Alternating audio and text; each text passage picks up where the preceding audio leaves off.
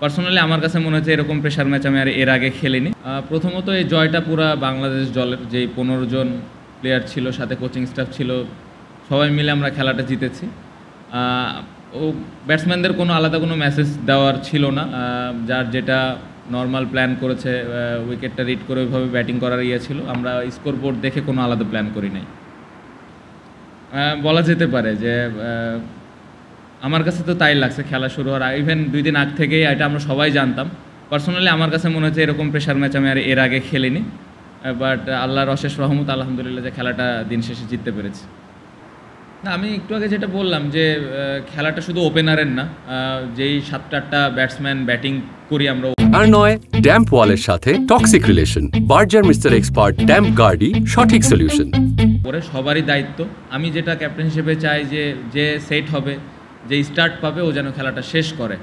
So আমি আশা করব যে হয়তো নেক্সট ম্যাচে ওপেনাররা ভালো একটা স্টার্ট দিবে এবং ওরা খেলাটা শেষ করে আসবে। সো এটাই আশা করতেছি এবং আমি খুবই আশাবাদী যে ভালো করবে সবাই। না, আমরা সবাই জানতাম যে এই ম্যাচটা কত গুরুত্বপূর্ণ আমাদের জন্য, বাট আমার মনে হয় যে আমরা স্টার্টটা ভালো পাইনি বোলিংয়ে। বাট তারপরে যেভাবে সবাই কাম ছিল, যেভাবে ডিসিশানগুলো নিয়েছি মিডল ওভার, স্পেশালি বোলাররা এবং ফিল্ডাররা, ওইখানে অনেক ভালো ক্যারেক্টার শো করেছে সবাই। বাট ব্যাটিংটা ভালো হয়নি, আমরা সবাই জানি। বাট এই ধরনের উইকেটে বা এই ধরনের প্রেশার ম্যাচে এরকম হবে, কারণ ওদের জন্যেও অনেক ইম্পর্ট্যান্ট ম্যাচ ছিল, ওরা অনেক চেষ্টা করেছে। বাট যেটা বললাম যে এন্ড অফ দ্য ডে আমরা 2টা পয়েন্ট পেয়েছি, এই জন্য ভালো লাগছে।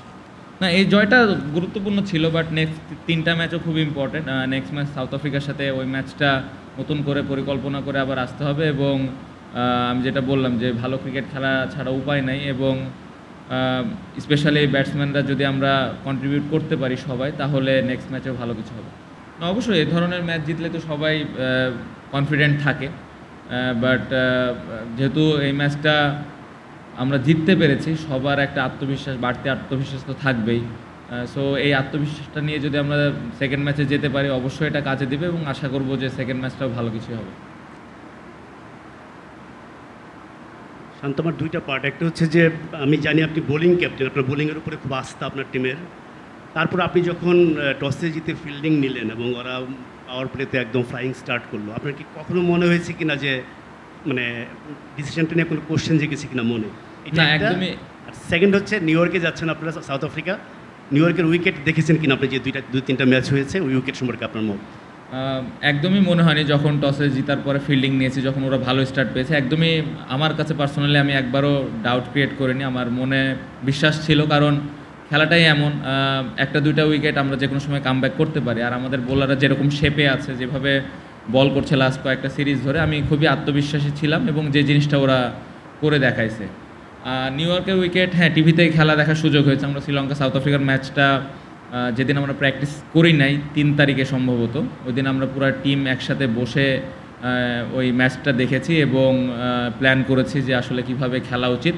তারপরেও ইন্ডিয়া পাকিস্তান হয়তো ম্যাচ আছে 9 তারিখে, আর একটা দিন হয়তো দেখার সুযোগ হবে।